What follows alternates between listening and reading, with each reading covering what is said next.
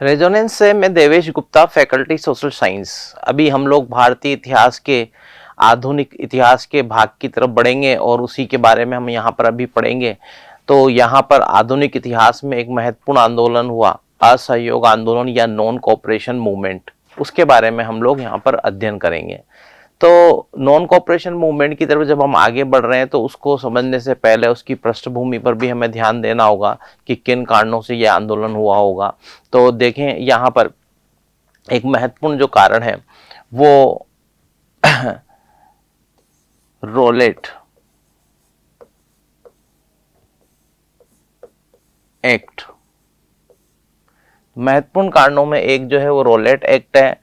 Roulette act की जब हम लोग बात कर रहे हैं, रोलेट एक्ट के बारे में जब हम बात कर रहे हैं तो रोलेट एक्ट के कारण एक असंतोष था। रोलेट एक्ट में ऐसे क्या प्रावधान थे जिसके कारण पूरे देश में एक असंतोष फैल गया, और उसी के लिए सारी स्थितियों पर लगातार विचार करने के लिए जब जलियांवाला बाग में एक सभा का आयोजन हुआ तो वहां जलियांवाला बाग कांड हो जाता है।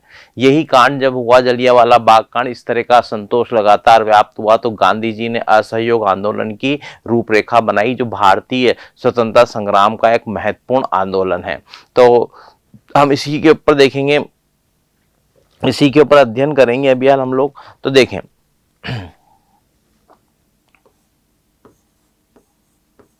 सर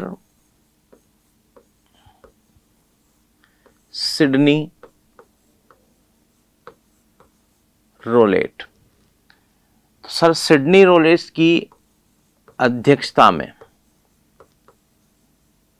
सर सिडनी रोलेट की अध्यक्षता में रोलेट एक्ट पारित किया गया। आखिर इस रोलेट एक्ट में ऐसा क्या था जिसके कारण असंतोष व्याप्त हो गया है? तो सर सिडनी रोलेट की अध्यक्षता में एक रोलेट एक्ट पारित कर दिया गया है और इसमें यह प्रावधान किया गया है कि देशद्रोह का शक होने पर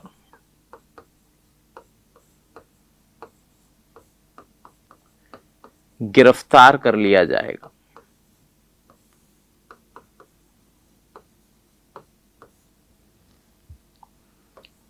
तो देखिए, जब ये रोलेट एक्ट लाया गया और इसमें यह प्रावधान किया गया है कि अगर कोई देशद्रोह कर रहा है और इसका शक हो जाता है तो उसे गिरफ्तार कर लिया जाएगा।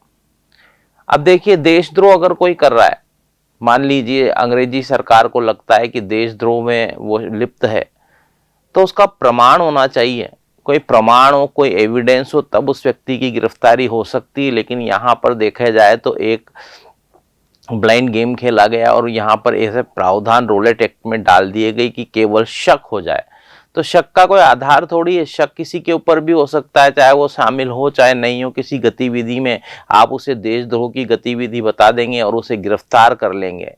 तो यहाँ पर सबसे पहला असंतोष रोलेट एक्ट के कारण फैल रहा है। लोग नाराज हैं तो इसे लोगों के द्वारा, जनता के द्वारा इसे ब्लैक बिल, काला अधिनियम कहा गया। बताइए, भारतीय स्वतंत्रता आंदोलन में काला अधिनियम किसे कहा जाता है? काला अधिनियम किसे कहा जाता है? रोलेट एक्ट को कहा जाता है। तो ब्लैक बिल कहा गया, इसे काला अधिनियम कहा गया। इसे क्या कहा जा रहा है? इसे कहा जा रहा है ब्लैक बिल कहा जा रहा है, क्योंकि जनता में असंतोष है, जनता नाराज है। तो जनता ने इसका विरोध किया, सिटीजन्स ने भी इसका विरोध किया, नेता भी इसका विरोध कर रहे हैं, नेतृत्व भी इसका विरोध करेगा कि केवल ये जो आरोप आप लगा रहे हैं, केवल शक के आधार पर किसी की आप गिरफ्तारी कर लेंगे, ये किसी भी दृष्टिकोण से उचित नहीं है।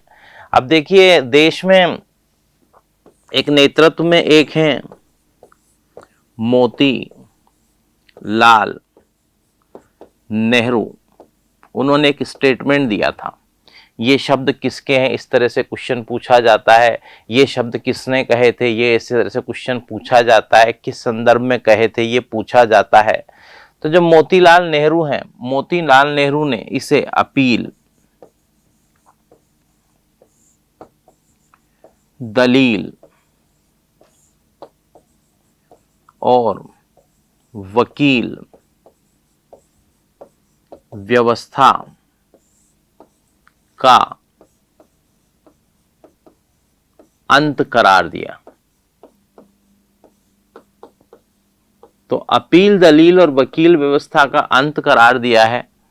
और अपील, दलील और वकील व्यवस्था का अंत किसे कहा जा रहा है? मोतीलाल नेहरू द्वारा कहा जा रहा है। और किसे इसे कहा जा रहा है? इसे कहा जा रहा है रोलेट एक्ट के संदर्भ में, कि ये जो रोलेट एक्ट लागू किया गया है या पारित किया गया है, जिसमें शक होने के आधार पर गिरफ्तारियां की जाएंगी, ये उचित नहीं है। न तो अपील करने का मौका मिला, न दलील देने का मौका मिला, न वकील करने का मौका मिला, और आपने सीधी किसी व्यक्ति की गिरफ्तारी कर दी। तो ये किसी तरह से भी ब्लैक बिल है, ये हटना चाहिए, ये हमें मंजूर नहीं है। तो रोलेट एक्ट का हम विरोध कर रहे हैं। पूरे देश में इसके विरोध में एक असंतोष व्याप्त हो गया।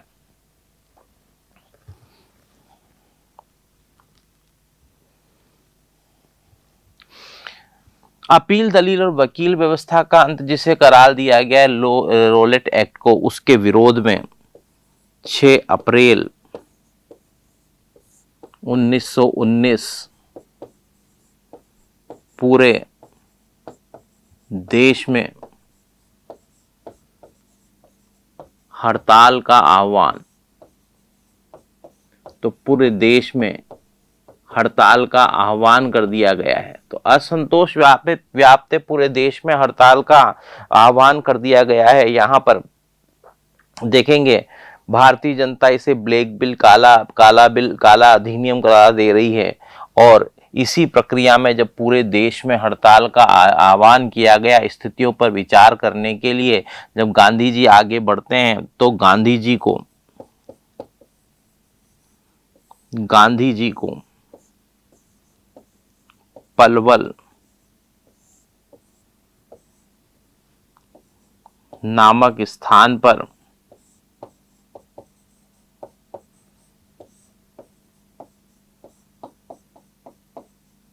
गिरफ्तार कर लिया गया।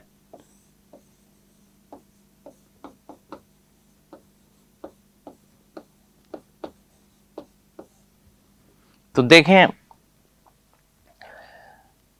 रोलेट एक्ट के कारण जो बिगड़ती हुई स्थितियां हैं, उसके विरोध में पूरे देश में हड़ताल का आह्वान है। इसी क्रम में जब गांधी जी स्थितियों पर विचार करने के लिए आगे बढ़ते हैं, तो गांधी जी को पलवल नामक स्थान पर गिरफ्तार किया गया। पलवल में ये जगह मैंने इसलिए छोड़ दी है कि बताइए पलवल नामक स्थान कहाँ पर है? पलवल नामक स्थान कहाँ पर है स्टूडेंट्स? हरियाणा में है। हरियाणा का जो वो पलवल नामक स्थान है, इस पर इस गिरफ्तारी की गई है। एसएससी में तो एक क्वेश्चन भी पूछा जा चुका है कि बताइए पलवल नामक स्थान पर जहां गांधी जी की गिरफ्तारी कर ली गई थी, वो स्थान कहां पर है, किस राज्य में स्थित है, वो स्थान कहां पर है? वो हरियाणा में स्थित है। तो हरियाणा के पलवल नामक स्थान पर गांधी जी की गिरफ्तारी कर ली जाएगी। तो अब स्थितियां और बिगड़ती चली गई है। अब देखिए यहाँ पर जब इस गांधी जी को गिरफ्तार कर लिया गया, तो डॉक्टर सत्यपाल व सैफुद्दीन किचलू के नेतृत्व में पंजाब में जुलूस निकाला गया। तो पंजाब में इसका विद्रोह होगा, पंजाब में अशांति है, क्योंकि यहाँ पर सैफुद्दीन किचलू और डॉक्टर सत्यपाल ने के नेतृत्व में जुलूस भी निकाला गया है सरकार के द्वारा, जब डॉक्टर सत्यपाल और सैफुद्दीन किचलू की गिरफ्तारी कर ली गई। तो सैफुद्दीन किचलू और डॉक्टर सत्यपाल सरकार के द्वारा गिरफ्तारी की गई। तो डॉक्टर सत्यपाल सैफुद्दीन किचलू की गिरफ्तारी हो गई है। अब सारी स्थितियों पर विचार करने के लिए 13 अप्रैल 1919 अमृतसर के जलियां वाला बाग में बैठक का आयोजन किया गया।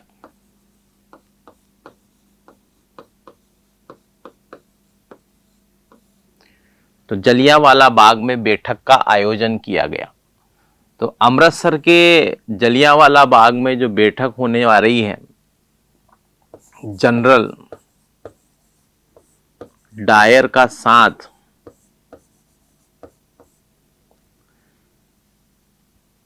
यहां पर जनरल डायर का साथ हंसराज नामक भारतीय ने दिया।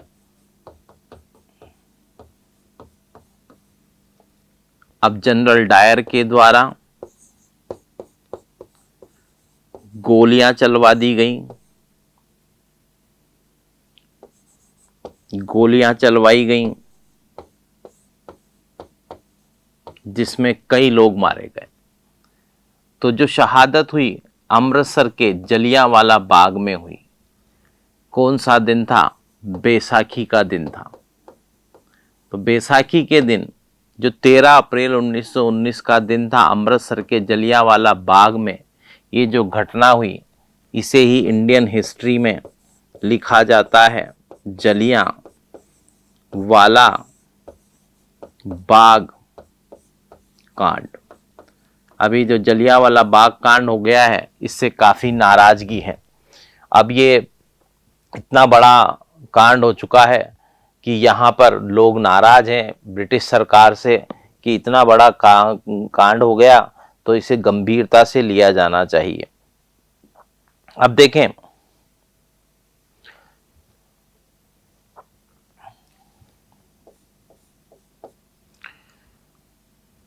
जलियांवाला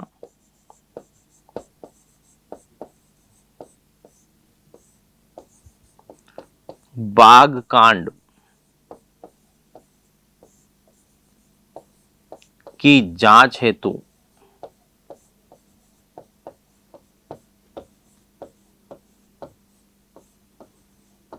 हंटर आयोग का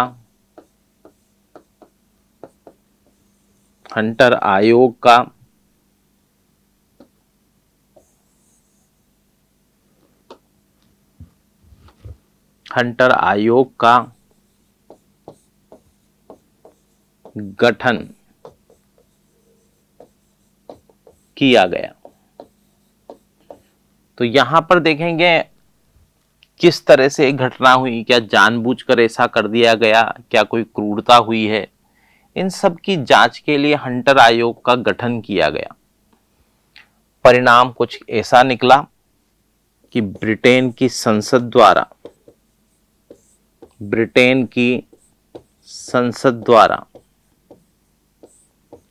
जनरल डायर को सोर्ड ऑफ ऑनर, सम्मान की तलवार दी गई।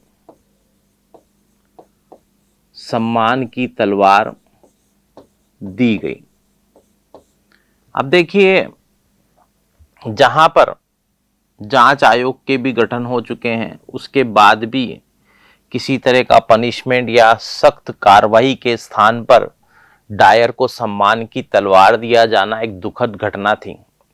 इतने लोगों की शहादत जब भारत में हो गई, जलियांवाला बाग कांड में जलियांवाला बाग में गोलियां चलाई गई, कई भारतीयों की वहां पर मृत्यु हो गई, तो ये एक ऐसी घटना थी कि सरकार ने दुख व्यक्त करने की जगह जो हंटर आयोग गठित किया था, उस हंटर आयोग की जांच भी हुई। लेकिन हालात ये थे कि ब्रिटेन की संसद ने तो सम्मान की तलवार जनरल डायर को भेंट की। तो ये कहीं ना कहीं एक असंतोष तो व्याप्त होना ही था। ऐसी स्थितियों में यहाँ पर गांधी जी भी नाराज हैं। अब जब ये जलियांवाला बाग कांड हो गया,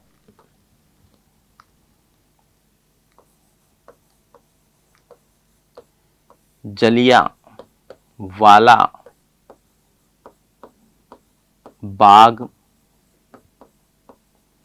कांड के विरोध में गांधी जी ने असहयोग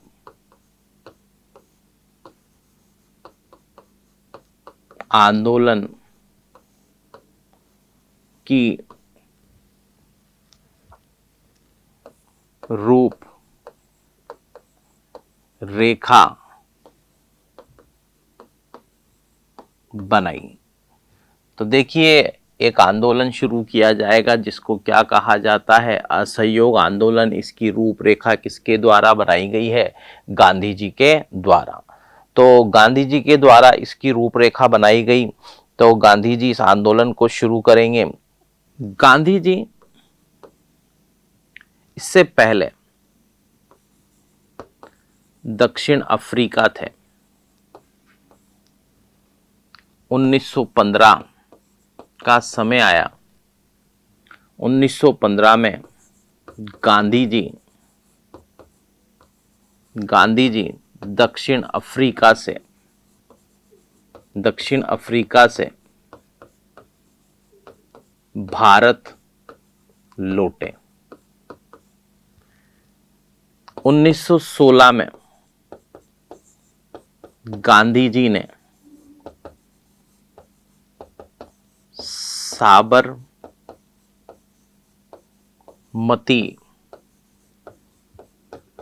आश्रम की स्थापना की। तो साबरमती आश्रम की स्थापना किसके द्वारा की गई? गांधी जी के द्वारा। कहां पर था? अहमदाबाद कहां पर है? गुजरात में। तो देखिए, कुछ रिलेटेड फैक्ट पर बात कर रहे हैं। हालांकि हम 1915 और 16 से आगे की घटनाओं को पढ़ रहे हैं, लेकिन गांधी जी की पृष्ठभूमि एक बड़ा आंदोलन देश में शुरू किया जाएगा जो 1 से अधिक साल तक चलेगा। तो 1915 में गांधी जी दक्षिण अफ्रीका से कहां आ गए? भारत आ गए। 1916 में गांधी जी की बात की जाए, साबरमती आश्रम की स्थापना की। 1917 में उन्होंने चंपारण में नील आंदोलन चलाया। नील आंदोलन जो चलाया, चंपारण नामक स्थान कहां पर है? बिहार है। तो कहीं ना कहीं नील की खेती के लिए अंग्रेजों द्वारा बाध्य किया जाना कि किसान अपने खेत पर क्या उगाएगा? नील उगाएगा। इसके लिए बाध्य किया जाना। किसान का क्या खेत है, वो जो चाहे फसल उसमें वो उगाए, ये उसका अधिकार होना चाहिए। उसे नील की खेती के लिए बाध्य नहीं किया जाना चाहिए।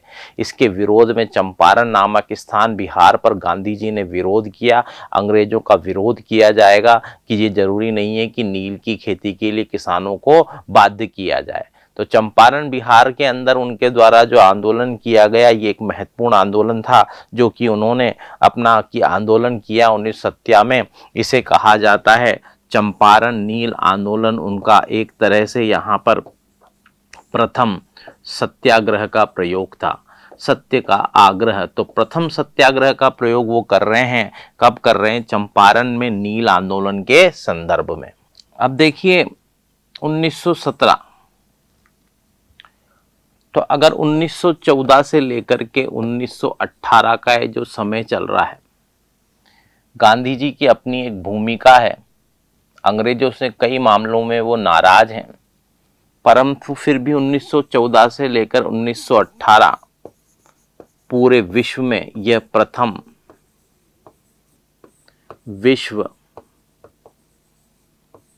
विश्व युद्ध का समय था। तो पूरे विश्व में इस समय प्रथम विश्व युद्ध चल रहा है। तो गांधी जी ने युवाओं को प्रेरित किया कि वो ब्रिटिश सेना में भर्ती हो जाए। तो ब्रिटिश सेना को सहयोग की बात की जा रही है, युवाओं को प्रेरित किया जा रहा है गांधी जी के द्वारा कि उन्हें ब्रिटिश सेना में भर्ती होना चाहिए। गांधी जी ऐसा क्यों कर रहे हैं? ये वो समय प्रथम विश्व युद्ध का, जब गांधी जी का यह मानना है कि यदि प्रथम विश्व युद्ध में अगर अभी इस समय हम ब्रिटिश सरकार को समर्थन देंगे और ब्रिटिश सरकार का कोई सहयोग करते हैं तो हमें फ्रूटफुल रिजल्ट मिलेंगे, हमें जैसे हमारी मांगों पर ध्यान दिया जाएगा और उसके सकारात्मक परिणाम होंगे। लेकिन बदले में हमको क्या मिला? प्रथम विश्व युद्ध में जो सहयोग की बात वो कर रहे हैं उसके बदले में जलियांवाला बाग कांड जैसी घटनाएं देश में हुई। तो गांधी जी बहुत नाराज हैं इस बात को लेकर के। लेकिन प्रथम विश्व युद्ध में जब गांधी जी ने जो सहयोग दिया अंग्रेजों को, भारतीयों को प्रेरित किया कि वो अंग्रेजी सरकार सेना में भर्ती हो जाएं, तो युवाओं को जो वो प्रेरित कर रहे हैं अंग्रेजी सेना में भर्ती होने के लिए, इसके लिए अंग्रेजों ने उन्हें भर्ती करने वाला सार्जेंट कहा। तो भर्ती करने वाला सार्जेंट किसे कहा जा रहा है? गांधी जी को कहा जा रहा है। और किसके द्वारा कहा जा रहा है? अंग्रेजों के द्वारा कहा गया। भर्ती करने वाला सार्जेंट और अंग्रेजों के द्वारा गांधी जी को एक उपाधि दी गई, और गांधी जी को जो उपाधि दी गई थी वो गांधी जी की उपाधि थी केसर ए हिंद की उपाधि। तो केसर ए हिंद की उपाधि किसको दी गई थी? केसर ए हिंद की उपाधि स्टूडेंट्स किसको दी गई थी? गांधी जी को दी गई थी। और किसके द्वारा दी गई थी? अंग्रेजों के द्वारा दी गई थी। तो ये जो पॉइंट्स है वो आप नोट कर लीजिए, फिर हम आगे की ओर बढ़ेंगे। अब देखिए 1919 में ही एक महत्वपूर्ण आंदोलन और होता है जिसे हम खिलाफत आंदोलन कहते हैं। तो खिलाफत आंदोलन किया गया। अब जब खिलाफत आंदोलन किया जा रहा है, किसी की खिलाफत कर देना वास्तव में क्या है? वास्तव में यह था खिलाफत आंदोलन खलीफा की सत्ता की पुनर्स्थापना, खलीफा की सत्ता की पुनर्स्थापना का आंदोलन था। वास्तव में जो विश्व युद्ध हुआ है, विश्व युद्ध में तुर्की के सुल्तान अब्दुल हमीद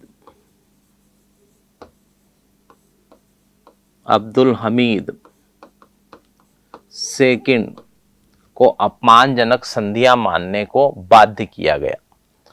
तो यहां पर देखें,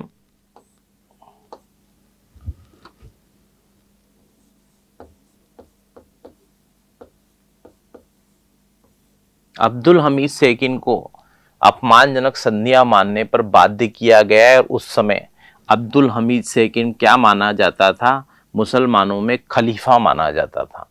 तो नाराजगी थी मुस्लिम समाज में, मुस्लिमों में नाराजगी थी और मुस्लिम इस बात से नाराज थे। इसीलिए यहाँ पर एक खिलाफत कमेटी का गठन किया जाएगा और खिलाफत कमेटी बनाई जाएगी। तो खिलाफत कमेटी का गठन 1919 में किया गया। न केवल मुस्लिम्स अंग्रेजों का विरोध कर रहे हैं, बल्कि मुस्लिमों के साथ इस खिलाफत आंदोलन में हिंदुओं ने भी अंग्रेजों का विरोध किया। एकमात्र आंदोलन जिसमें हिंदू व मुस्लिम दोनों ने साथ साथ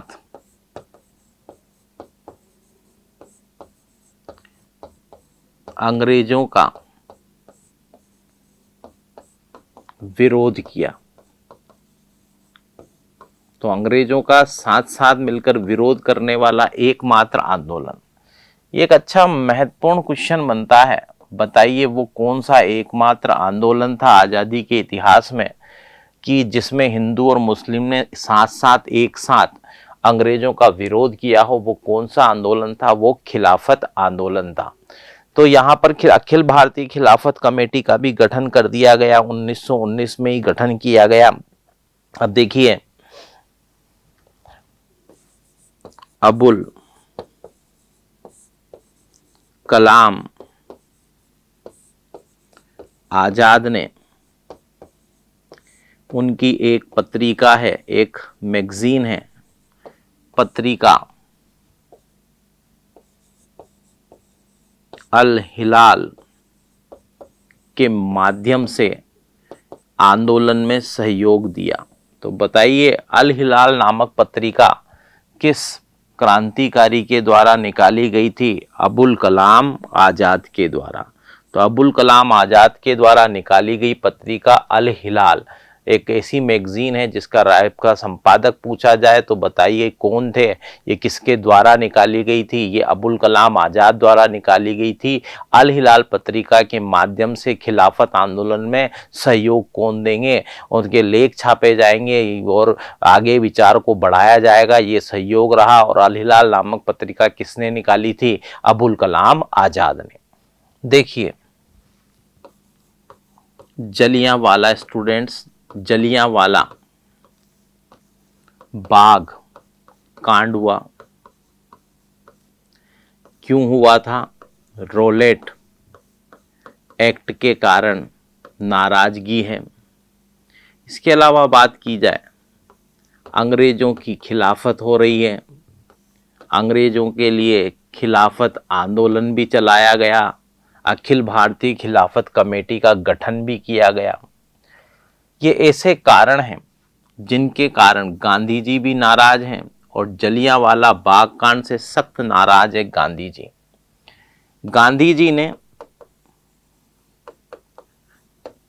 असहयोग आंदोलन चलाने का निर्णय किया।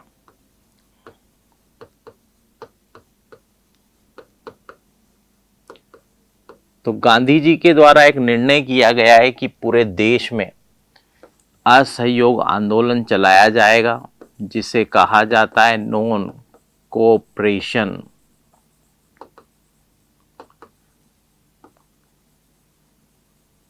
मूवमेंट। तो नॉन कोऑपरेशन मूवमेंट किसके द्वारा चलाया गया? गांधी जी के द्वारा। अब देखिए, 1 अगस्त 1920 असहयोग आंदोलन प्रारंभ किया गया। जब असहयोग आंदोलन प्रारंभ कर दिया गया है, इसके 2 पक्ष रखे गए हैं, एक सकारात्मक पक्ष, और किसी आंदोलन को अगर हम चला रहे हैं या गांधी जी चला रहे हैं तो उसका नकारात्मक पक्ष तो होगा नहीं, तो उसका पक्ष कैसा होगा? विरोधात्मक पक्ष।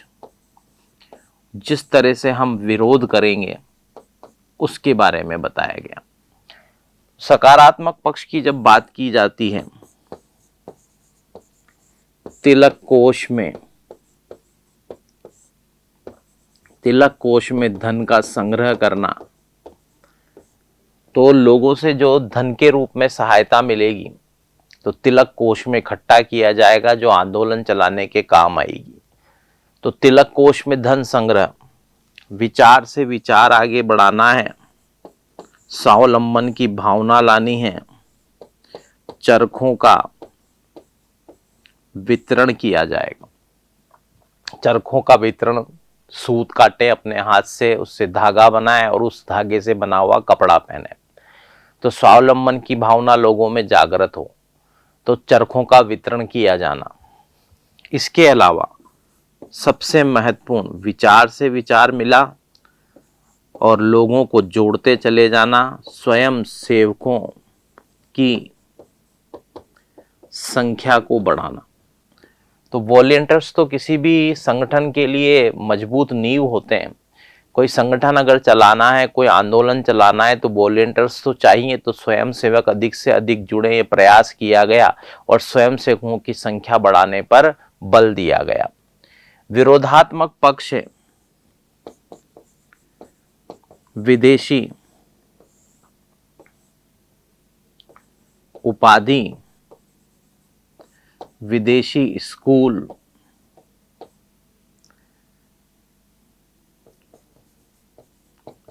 विदेशी वस्तुओं का बहिष्कार।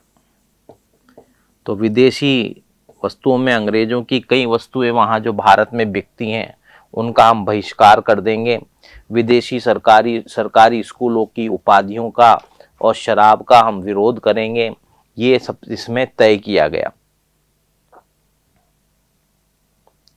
अब देखें, ये जो आंदोलन है मोहम्मद अली और शौकत अली सबसे पहले गिरफ्तार किए गए। तो सबसे पहले किन्हें गिरफ्तार किया गया? मोहम्मद अली को और शौकत अली को सबसे पहले गिरफ्तार कर लिया गया है, क्योंकि पूरे देश में क्या चलाया जाना है? असहयोग आंदोलन। ये जो असहयोग आंदोलन चलाया जाएगा, गांधी जी की अपनी जो नीति है उसमें अहिंसा का एक बड़ा महत्व है। अहिंसा के आधार पर आंदोलन होना चाहिए। लेकिन यहाँ पर देखें, अहिंसात्मक आंदोलन में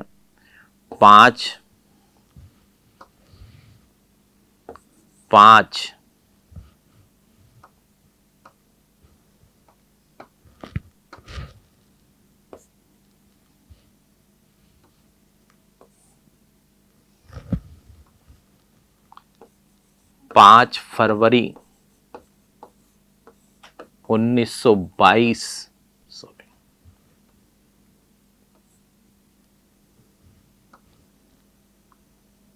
5 फरवरी 1922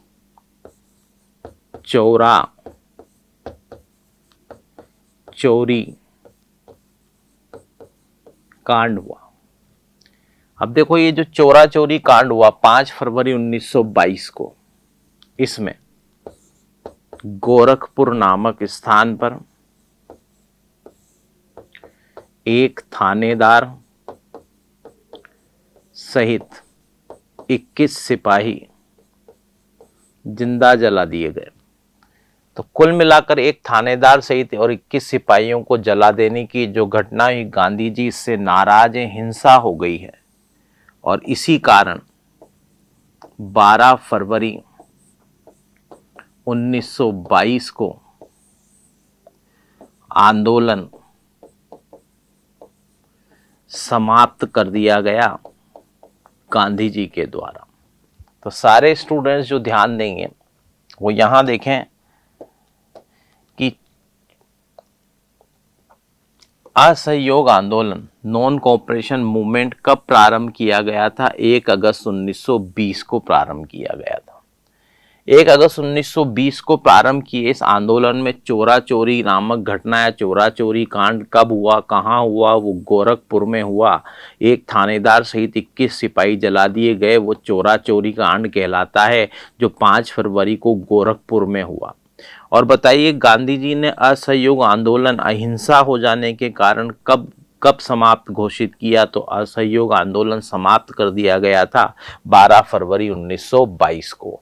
ये तीनों ही महत्वपूर्ण फैक्ट हैं, तीनों ही महत्वपूर्ण पॉइंट है जो क्वेश्चन का आधार बनते हैं, क्वेश्चन का बेस बनते हैं प्रतियोगी परीक्षाओं में।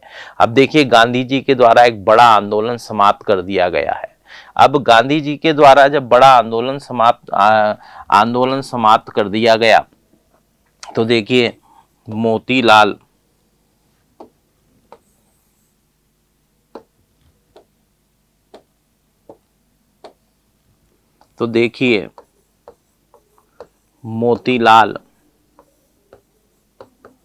नेहरू,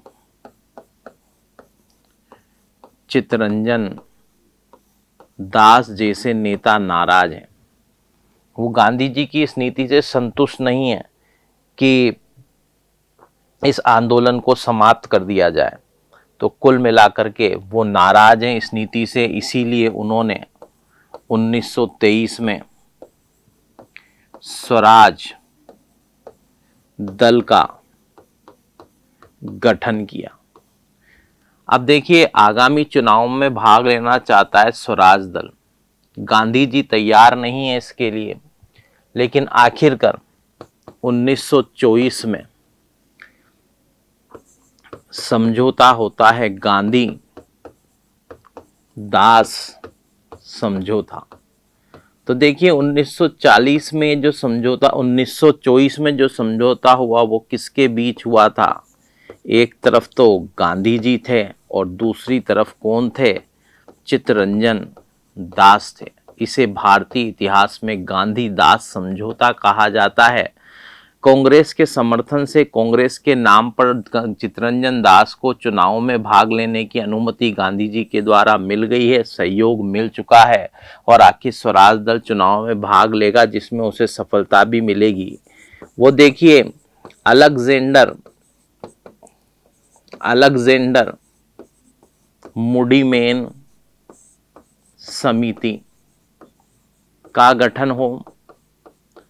तो देखिए जो अधिनियम लाया गया है अलेक्जेंडर मुडीमेन समिति 1919 का अधिनियम, 1919 अधिनियम की जांच हेतु अलेक्जेंडर मुडीमेन समिति का गठन किया जाना हो, या भविष्य में कालांतर में गोलमेज सम्मेलन जो आयोजित किए गए उसके पीछे एक बहुत बड़ी भूमिका स्वराज दल की रही। ये स्वराज दल के ही प्रयास थे जिसकी वजह से अलेक्जेंडर मुडीमेन समिति बनाई गई, जिसने 1919 के अधिनियम की जांच की। और गोलमेज सम्मेलन जो भारतीय इतिहास में दर्ज हैं, उनके आयोजित होने के पीछे भी स्वराज दल की महत्वपूर्ण भूमिका रही। लेकिन 1925 का समय आया और 1925 में चित्तरंजन दास का निधन हो गया। चित्तरंजन दास का तो निधन हो गया। अब मोतीलाल नेहरू ने इस संगठन को काफ़ी संभालने की कोशिश की, लेकिन धीरे धीरे स्वराज दल का धीमे धीमे स्वतः पतन हो गया। तो कुल मिलाकर ये संगठन धीरे धीरे समाप्त हो गया, आगे नहीं बढ़ पाया। लेकिन 1924 के बाद गांधी दास समझौता हुआ और काफ़ी चित्तरंजन दास की जब तक वो रहे इस संगठन को आगे बढ़ाते रहे, तो कुल मिलाकर ये संगठन धीरे धीरे समाप्त हो गया। आज देखिए हम लोगों ने जलियांवाला बाग कांड हो, खिलाफत आंदोलन हो, असहयोग आंदोलन हो, उनके बारे में बड़ा, स्वराज दल के बारे में हमने पढ़ा। एक से ज़्यादा महत्वपूर्ण प्रश्न आपके इन प्रतियोगी परीक्षाओं में इनसे बनते हैं। आपको प्रतियोगी परीक्षाओं के लिए बहुत बहुत शुभकामनाएं।